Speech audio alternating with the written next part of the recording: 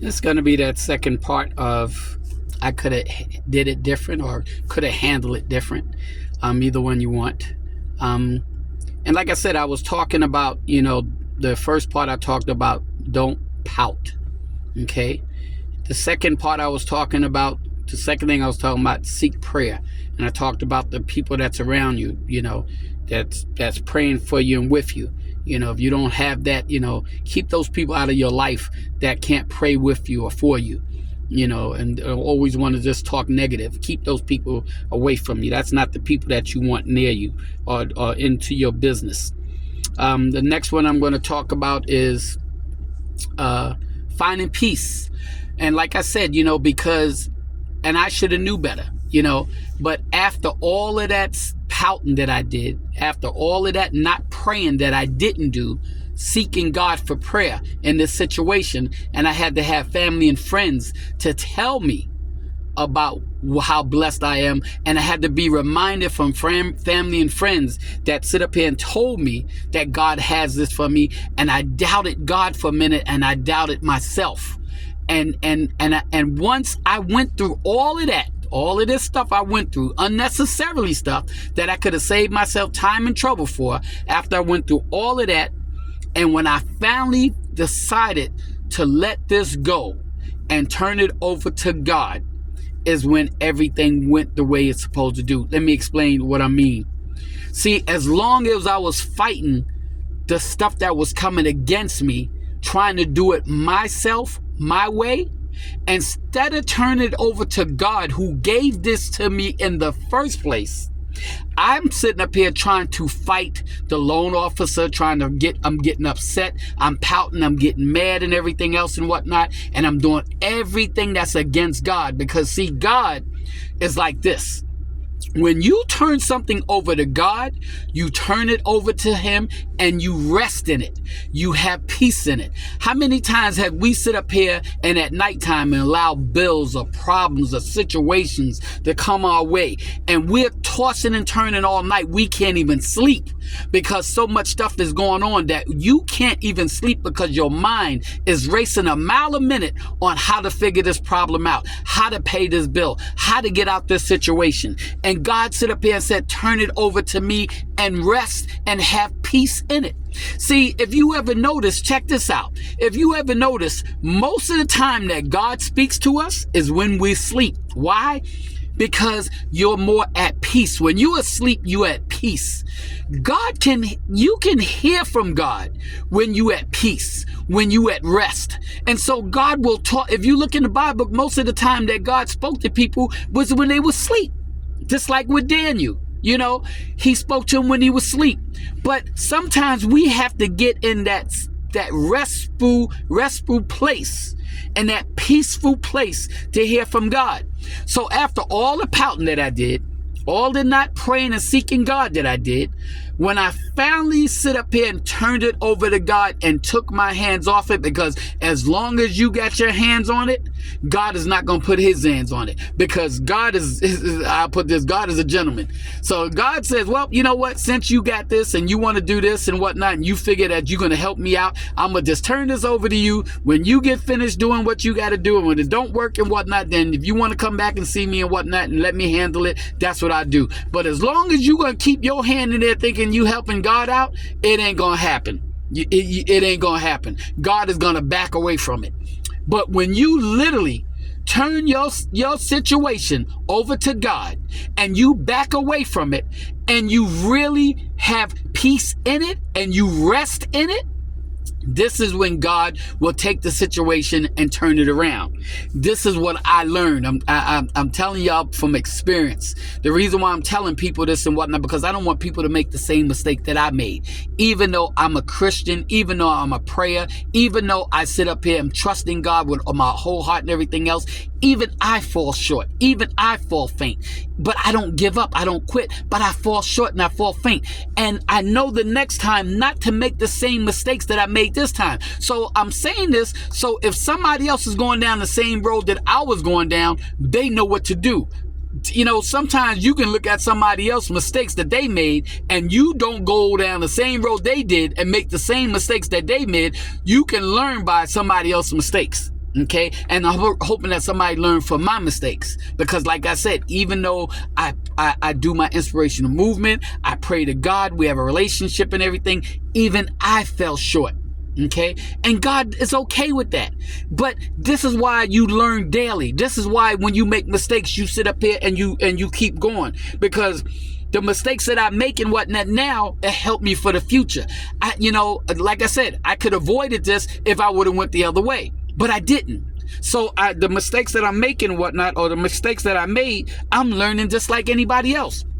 But when I turn this over to God, literally, finally turn this over to God, and I say, you know what, Father, you gave me this. You said that anything that you gave me, that no man can take it away from it, and let no weapon form against me prosper. And when I finally sit up here and said it wholeheartedly in my heart and meant it, and I backed away from this, a calmness came about me. And now I wasn't upset anymore about the situation. I was like, you know what, Father, I'm turning this over to you. Whatever you want to do, it's on you. It's your hand. If you want to give it to me, don't give it to me. Close the door, whatever the case may be. If you see something that I don't see, Father, and you trying to close the door on this, then close that door. I said, but I'm turning this over to you, and I'm going to relax in it. I'm going to have peace in it. I'm going to have rest in it. And when I did that, soon as I did that, that's when everything started coming together, because I finally got out of God's way and I let God do what he was supposed to do, instead of me trying to do what I thought that I could do that I couldn't do anyway. Okay, that's the problem. We keep thinking that we're going to overrule God and whatnot and do things that God can't do. It doesn't work that way. Okay, we can't do anything. God's the only one that can do everything. And when I finally realized that, and I found peace in that, and I relaxed and went to sleep, this is when God was able to turn this whole situation around. So that's number 3. Number 4 is going to be bank on God. Now, after I pouted, after I didn't go into prayer like I should have, but then after I found peace, that's when I sit up here and gave it over to God, and I said, you know what, Father? You have brought me through so much stuff. Okay, you have never let me down. You have brought me through sickness. You have brought me through everything that I had to be brought through. You have brought me through lack. I went through poverty, and you brought me through every single thing. There's nothing in life out of 65 years that I've been through that you didn't bring me through. Okay, did a weapon was formed against me? Yes, it was. Did it prosper? No, it didn't. Every single thing in my life, God brought me through. And when I realized that, okay, and when I sit up here and rest in it, when I found peace in it, this is when I was able to bank on God. And what I mean by banking on God is, I knew with a shadow of a doubt that God had this whole situation done. I knew that when God sit up here and told me that this was going to be mine, that I should have never even doubted God. Now it went from me doubting God to banking on God. I'm sitting up there saying, you know what, Father? I know you got this. Okay, watch them see you work. Watch them see every weapon that they try to form against me don't prosper. Watch Satan see what he tried to do fail, because I'm banking on you. I'm trusting in you. I know what you can do. You showed me what you can do. You said every knee shall bow and every tongue will confess. And that goes for Republicans, that goes for Democrats, that goes for Kamala Harris, that goes for Donald Trump, that goes for Joe Biden, that goes for Obama, that goes for every single person in this world. Every knee shall bow and every tongue will confess. I'm banking on God. His word says it, and that's what it's going to be. And once I learned that, okay, all my trust went into God. See, God is my banker. God is my realtor. God is my all in all. So I bank on God with my everyday life. Why? Because I seen what he can do. I seen him give me cars and houses and clothes and money and pay bills and take me out of sickness. I seen what God can do. So why would I sit up here and not trust God after all he did for me? Out of 65 years, after all the stuff God did for me, why would I not bank on God? See, and I had to go through the other things that I just talked about, the pouting, not praying, and then getting in peace, just to get to banking on God. And once I banked on God, the whole situation turned around because I relaxed in it. I had rest in it. I had peace in it. I stopped pouting. I started praising. I started praying. I started worshiping God. I trusted in God. I banked in God. I took my finances and my life and I took everything that I had and I put it in God's bank and not mine. I took it and put it in God's bank and not man's. I took it and put it in God's bank and not people. And once I did that, everything turned around and God opened up that door for me. But it was the 4 things that I had to go through that allowed me to get to where I am today. The deal went through, not because of me, but because of God.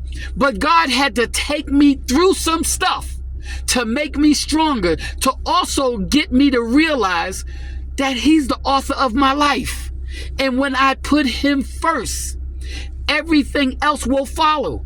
If you don't put God first, nothing will follow. You have to God is not going to play second to nobody. You got to put God first. When you put God first and learn out who God is, you will do everything that I talked about. You won't pout. You'll be prayerful. You'll rest in peace. And then you will bank on God. And once I sit up here and started doing that, everything else came to play. So, Father, I want to thank you for these 2 messages that I gave, that you allowed me to give, to tell people how you brought me through. And so maybe somebody else don't go through the same thing I went through. But I just want to thank you for getting me through the things that I had to do and showing me the things that had needed to be shown. And I give you all the praise, all the glory, all the honor in Jesus' name. Amen.